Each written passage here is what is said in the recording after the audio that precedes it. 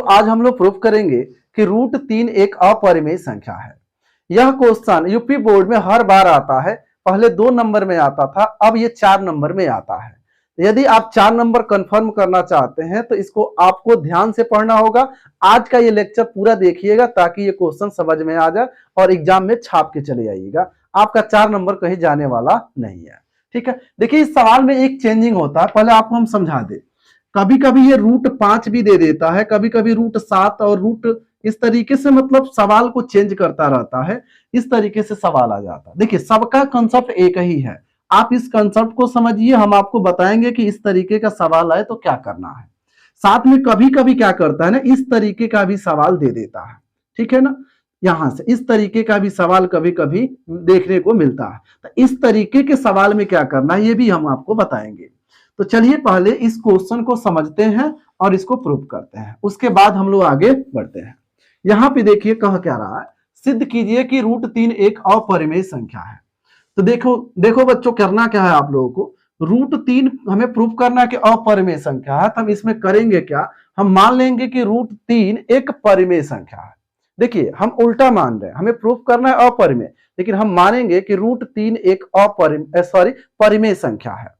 और जब ये परिमेय संख्या प्रूफ नहीं होगा इसका मतलब ये अपरिमेय संख्या है। तो आपको सिंपल एक भाषा लिखनी है इसके प्रूफ में, मतलब हल में, कि रूट 3 यहां पे लिख लीजिएगा, माना माना रूट 3 एक परिमेय संख्या है।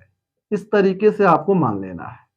ठीक है, परिमेय संख्या है। अब देखो बाबू, रूट 3 जब एक परिमेय संख्या है तो इसको परिमेय फॉर्म में लिखते हैं, यानी रूट 3 तब p बाई क्यू के रूप का होगा, तभी तो परिमेय संख्या कहलाएगा ना। अब यहां पे देखिएगा, जब ये p बाई क्यू है तो यहां पे एक भाषा बड़ा इंपॉर्टेंट है। यहां पे जब लिखेंगे ना जहां, वहां पे समझना है।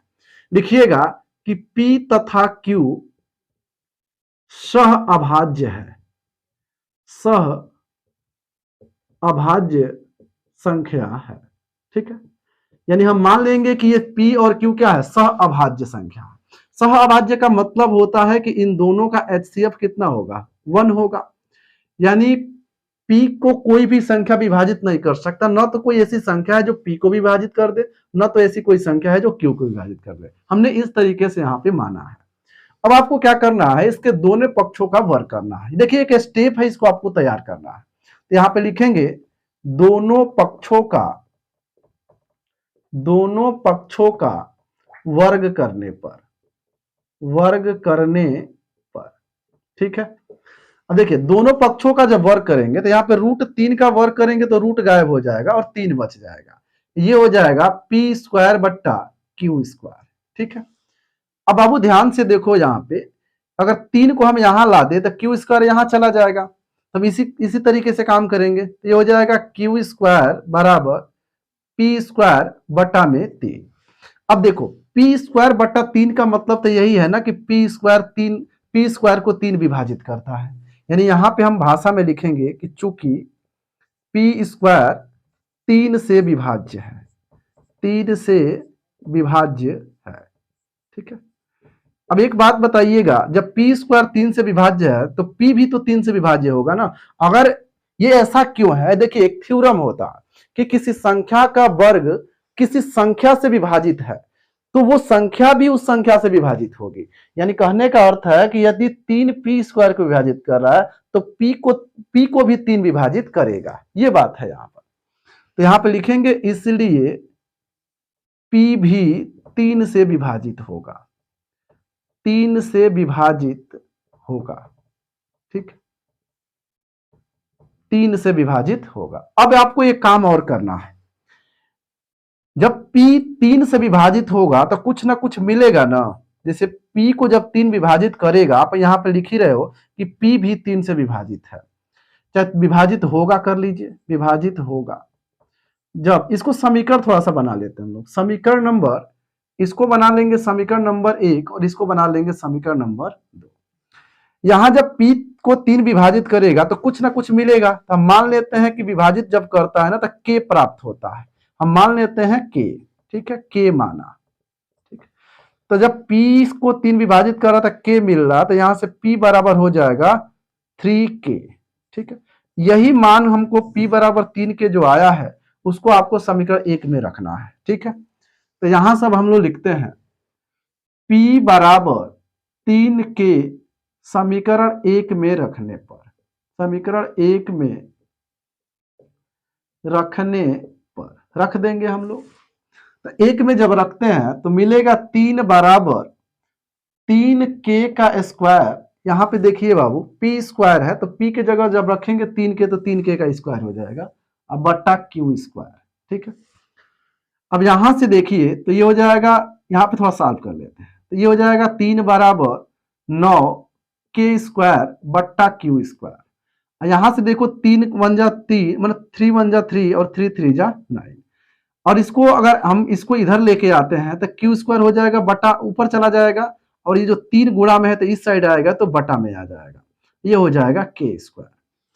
अब ध्यान से देखो, अभी यहाँ पे देख रहे थे कि p स्क्वायर, यहाँ पे p स्क्वायर बटा में 3 था, अब यहाँ देख लो q स्क्वायर बटा में 3 है, इसका मतलब q स्क्वायर 3 से विभाजित है। इसका मतलब तो यही हुआ 3 से विभाजित है, 3 से विभाजित है।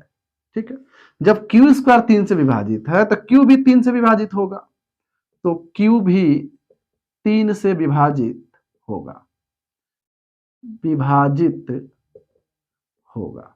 इसको हमें समीकरण नंबर जो है कि 3 बना लेना है। ठीक है, अब यहां ध्यान से देखना है आपको, देखिए समीकरण नंबर 2 कह रहा है कि p भी 3 से विभाजित होगा, और समीकरण नंबर 3 कह रहा है q भी 3 से विभाजित होगा। हमने यहाँ पे एक मतलब एक हमने इमेजिन किया था कि p और q जो है वो किसी से विभाजित नहीं है, अब सह अभाज्य हमने माना था। सह अभाज्य का मतलब हमने शुरू में ही आपको समझाया, कोई भी दो नंबर सह अभाज्य तभी होती है जब उसको कोई भी एक संख्या विभाजित न कर पाए, यानी यहाँ पे p और q किसी भी संख्या से विभाजित नहीं थे, जबकि ये 2 और 3 बता रहा है कि ये जो है कि 3 से विभाजित है, यानी जो हमने कल्पना ऊपर किया था उसका ये विरोध करता है। इसका मतलब √3 जो परिमेय संख्या हम कह रहे थे, इसका मतलब परिमेय नहीं है। तब बताओ बाबू, जब परिमेय नहीं होगा तो अपरिमेय ही होगा ना। ठीक है, तो इस तरीके से प्रूफ हो गया कि √3 एक अपरिमेय संख्या है। लेकिन यहाँ पे भाषा सीखनी है आपको।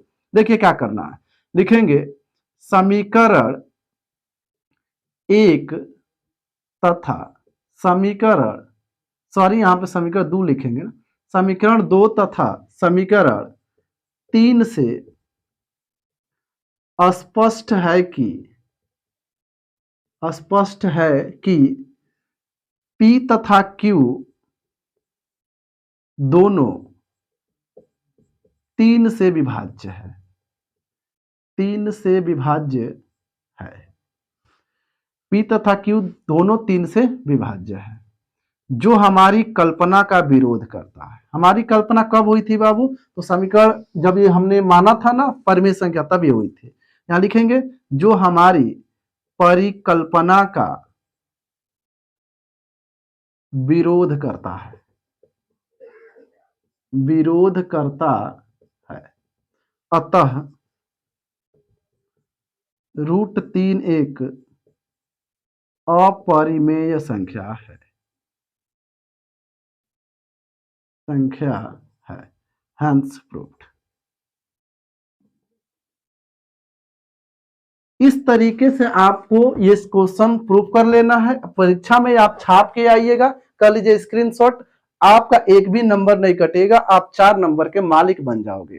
तो कौन नहीं चाहेगा कि हम 4 नंबर के मालिक बन जाए। ठीक है, अब आपका जो शुरू में हमने आपको बताया था और सारे प्रॉब्लम्स का, जैसे √5, √7, √17 इस तरीके का, तो सेम आपको यही काम करना है। जहां √3 होगा वहां √5 होगा, यहाँ पे √3 का स्क्वायर हमने किया तो 3 हुआ, तो वहां पे 5 रहेगा, यहाँ पे 3 से विभाजित है वहां 5 से विभाजित होगा। इस तरीके से आपको सेटिंग बैठा लेनी है और क्वेश्चन को प्रूव करना है। एक सवाल और आया था 1 बाई करके, 2 माइनस करके, 5 माइनस करके, तो इसको हम अगले वीडियो में आपको बताएंगे। तो आप चैनल को सब्सक्राइब कर लीजिए ताकि आपको नोटिफिकेशन मिल जाए।